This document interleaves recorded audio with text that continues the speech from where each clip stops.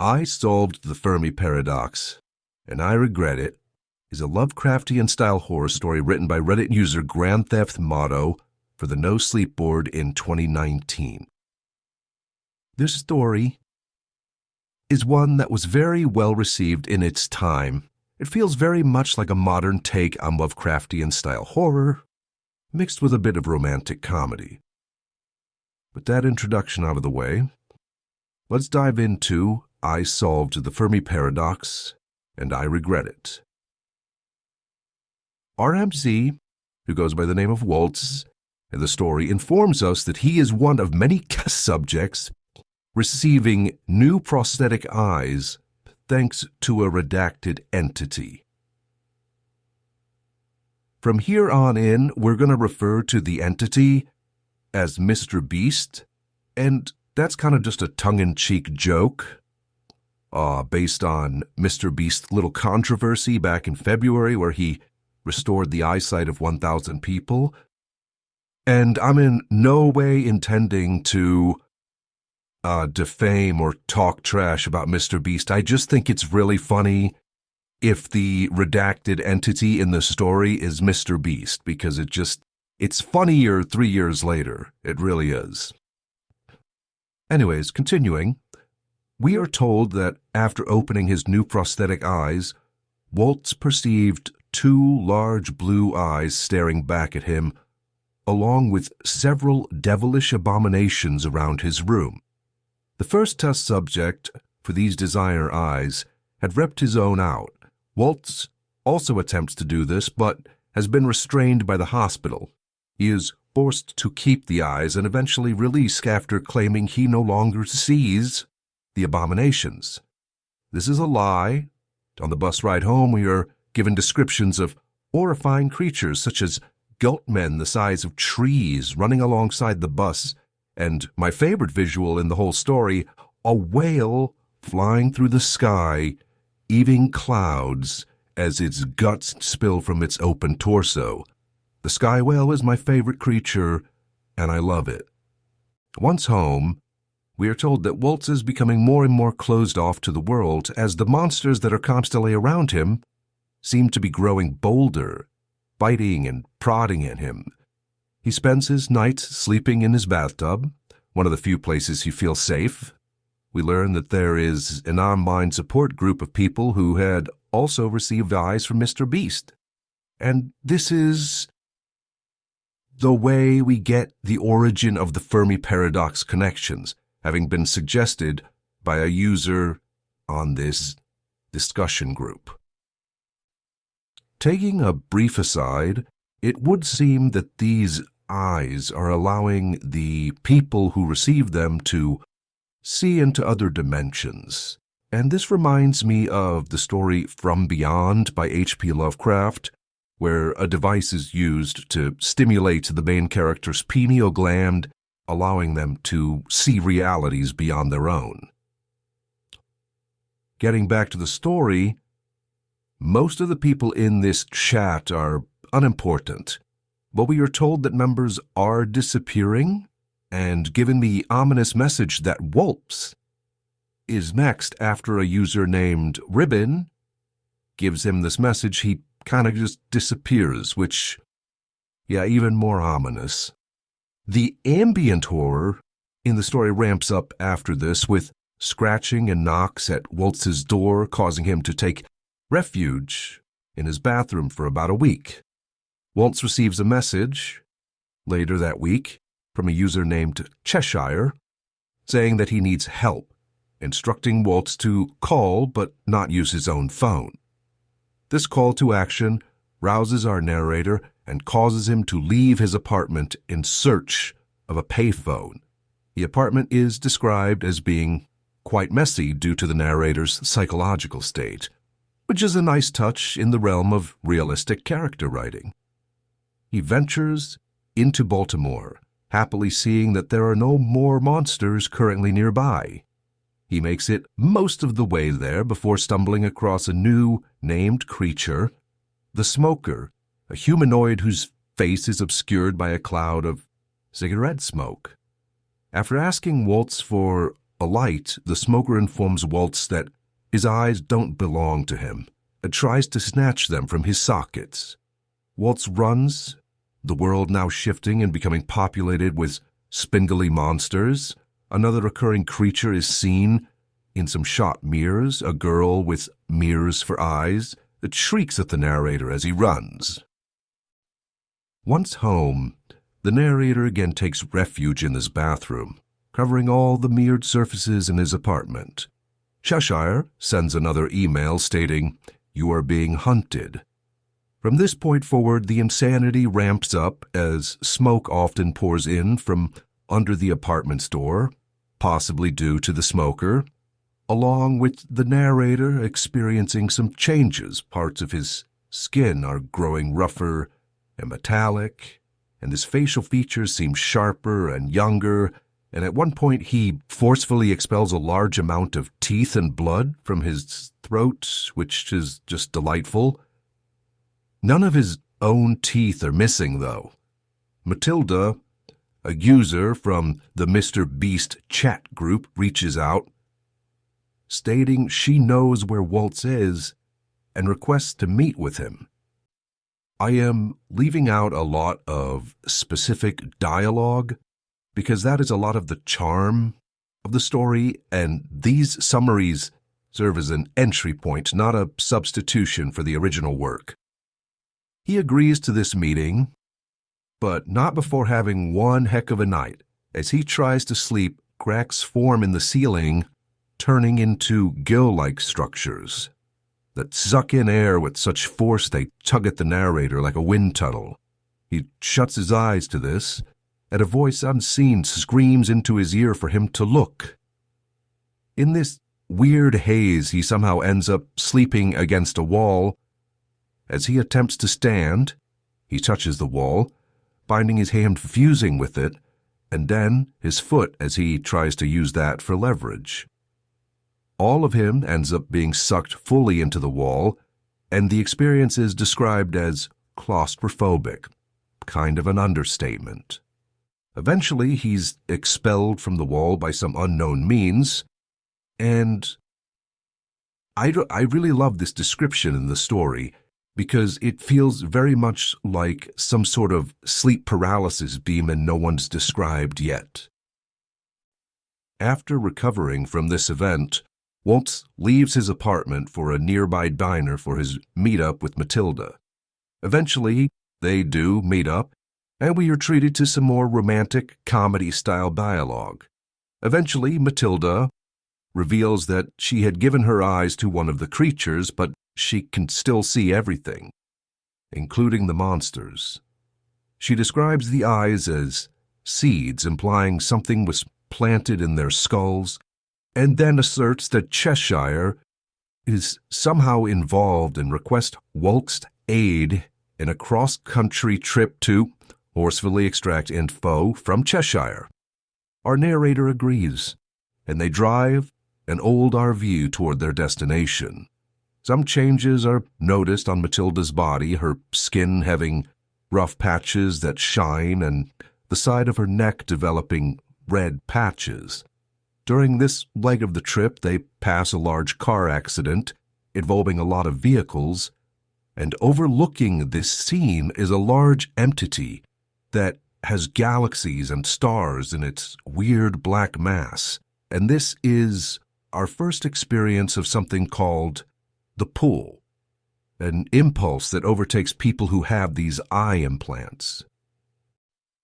Later that day, they park in a rest area to sleep, and the next day, there are more changes to Matilda's body, her skin developing more shiny patches, and the red marks on her neck have grown purple with parallel lines developing.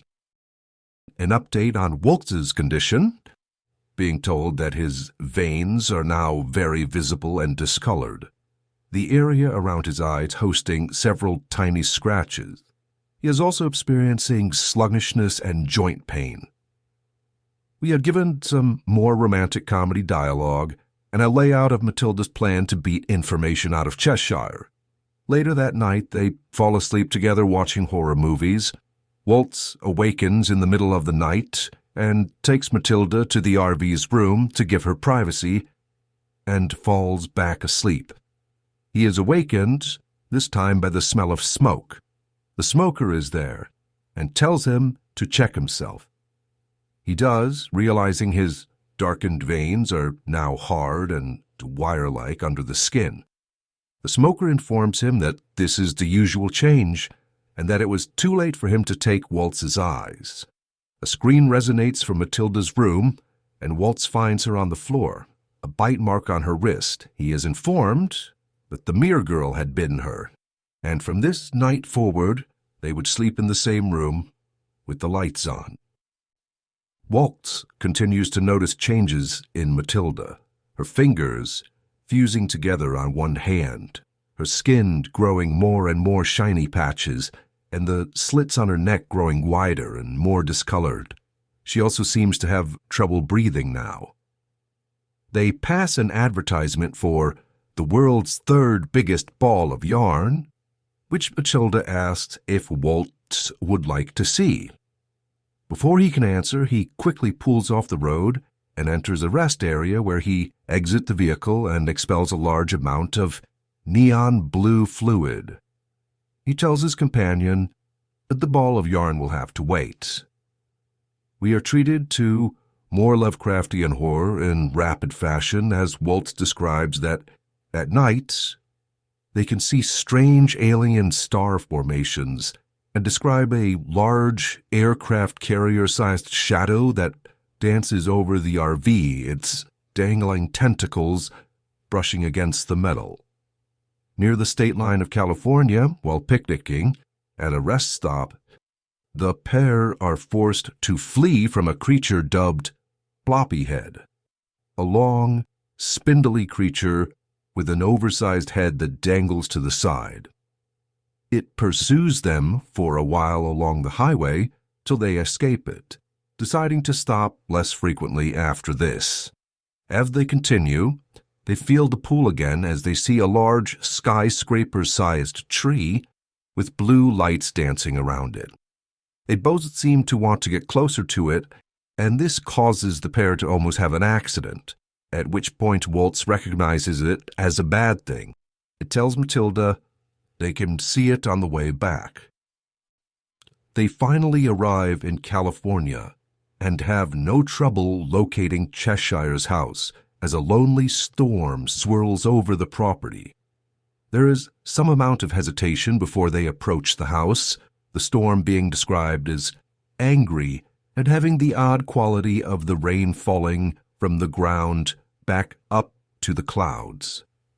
Once they enter the house, they are greeted to what is described as a bad acid trip, every surface slanting and the furniture having hostile construction. The house seems to have changed, as the hallways are longer than they should be and have taken on a maze-like quality. Matilda is struggling to advance as her breathing has gotten worse, and Waltz is slower as his body has grown even heavier. They encounter a photograph of them nailed to the RV with faces of glee and happiness.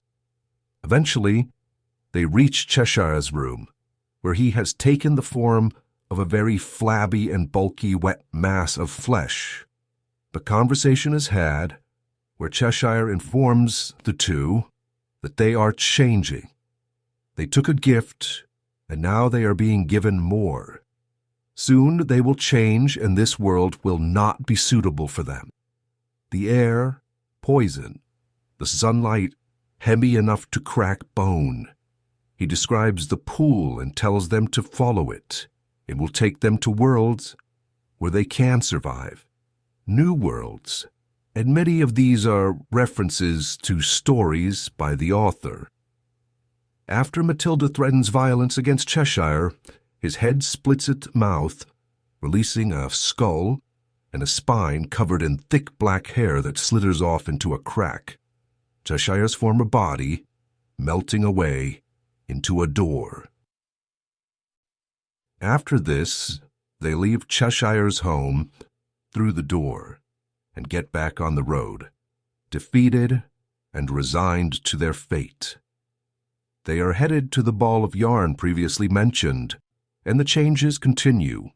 All of Matilda's fingers and toes fusing together, her hair falling out along with her teeth, Waltz's skin becoming bark-like, and the veins beneath his skin now hard as stone. One night, at a rest stop, Matilda gives in to the call and wanders off. Her clothes and the rest of her hair lead to a lake, and Waltz, too, feels the call, but soon realizes this is not his door. So he travels on, determined to see that ball of yarn before he leaves this world. He comments on his loneliness and how he misses Matilda, and the story ends. Now, as a fan of Lovecraft, I immediately loved this story. The romantic comedy aspects are also pretty fun, and feels like a fresh addition to Lovecraftian horror. The author himself is very vocal about his inspiration being Junji Ito, a Japanese manga artist who draws a lot of his inspiration from Lovecraft. In fact, we looked at a lot of his posts online, and I do have to say he is an interesting writer who I definitely recommend. We'd be happy to do more summaries of his stories in the future, and if that's something you want to see, please let us know. But there is one final question that lingers from this story. How does this relate to the Fermi Paradox, which posits that if intelligent life exists elsewhere in the universe, why have humans not found evidence or been visited yet? Where are the aliens in this story? And that's where we have to ask, would aliens be perceptible to humans as we are now? Humans can perceive 3 or 4 dimensions, depending on who you ask. But if alien life is not just limited to our dimensions of movement and perception, they would have to change to perceive those beings. Perhaps with the addition of prosthetic eyes kindly donated by Mr. Beast. In this case of solving the Fermi Paradox, the author seems to imply creatures from other or higher dimensions are aliens as well, that they are constantly around us, we just whacked the equipment to perceive their communications, and I think that's an interesting take, and am reminded again of From Beyond by H.P. Lovecraft. Just like my last video on The Third Parent, I will leave a link to a narration of The Story by Dark Somnium and a link to the original Reddit post. I think it's a great story and opens the door to an amazing universe to explore. Very talented individual. If you find yourself checking it out, make sure to tell them AI Lovecraft sent you. And I think that's it. That is the end of the summary of I Solved the Fermi Paradox and I Regret It by Grand Theft Auto. We've definitely enjoyed doing these summary stories. We're going to be putting up another community post asking which story you would like a summary of next. These videos seem to do pretty well for us. We're going to try to keep it to stories that tie back into stuff that we do on the channel, so stories that have containment fiction like SCP, stories that have Lovecraftian fiction like this one that we just discussed. But we'll also branch into a few other good horror stories that we don't have permission to narrate, we asked, but we can still talk about the stories because at the end of the day, that's what we like to do here, talk about stories. If you've been enjoying the series or if you enjoyed the video, please leave us a comment and a like if you can. If you're down in the comment, any feedback is very welcome. We do appreciate it. With all that said, I think that's it for us. This will be AI Lovecraft, signing off.